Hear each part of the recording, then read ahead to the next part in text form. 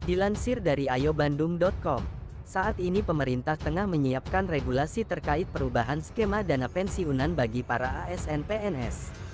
Pembahasan soal dana pensiunan yang terus membengkak, tiap tahun besarannya di APBN selalu naik. Pemerintah pun menunjukkan sikap keberatan dengan skema anggaran pensiunan selama ini, terutama beban PNS daerah yang ikut ditanggung. Berdasarkan hal itu, pemerintah pusat melalui Kementerian Keuangan menyampaikan rencana pemisahan pembayaran dana pensiun PNS pusat dengan PNS daerah. Itu berarti, jika benar diwujudkan, ke depan pemerintah pusat tidak lagi menanggung uang pensiun untuk para PNS yang berada di daerah-daerah. Selama ini, anggaran uang pensiun PNS daerah harus ditanggung oleh pemerintah pusat melalui APBN. Padahal, para PNS di pemerintah daerah pengangkatannya dilakukan oleh pemerintah daerah itu sendiri. Untuk itu, Kementerian Keuangan sedang meminta bantuan dari Badan Pemeriksa Keuangan (BPK) untuk melakukan kajian tentang skema memisahkan beban biaya pensiun antara pusat dan daerah.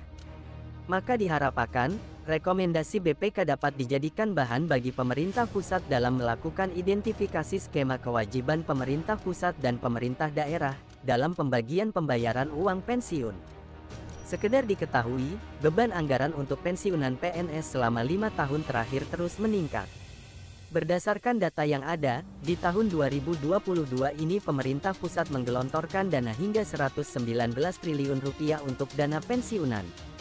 Itu artinya, jumlah tersebut mengalami kenaikan sebesar 7 triliun rupiah dari tahun 2021 yang teranggarkan sebesar 112,29 triliun rupiah. Sementara pada tahun 2020 lalu, dana pensiun sebesar 104,97 triliun rupiah, tahun 2019 sebesar 99,75 rupiah triliun dan 2018 90,82 triliun rupiah. Pemerintah menyebut, penyebab utama naiknya anggaran pensiun tersebut ialah karena terus bertambahnya jumlah PNS yang pensiun setiap tahunnya.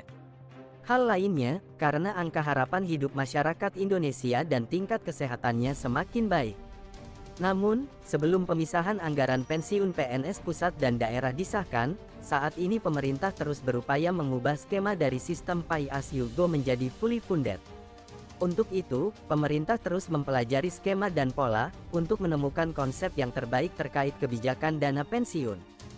Bahkan, bila skema fully funded diterapkan, dikabarkan para pensiun bahkan bisa menerima tunjangan pensiun lebih besar dibanding menggunakan skema saat ini. Adapun wacana soal dana pensiun ini ramai sejak rapat dengar pendapat antara DPR dan Kementerian Keuangan.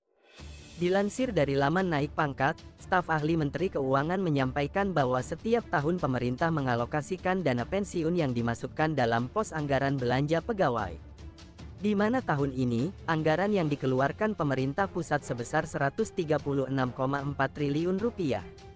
Berdasarkan aturan yang ada saat ini, kebijakan dana pensiun PNS mengacu pada Undang-Undang UU Nomor 11 Tahun 1969 tentang Pensiun Pegawai dan Pensiun Janda (Duda Pegawai). Regulasi tersebut mengatur program jaminan pensiun (JP) dan jaminan hari tua (JHT) menggunakan skema Pay As You Go yang dibayarkan oleh pemerintah dengan APBN.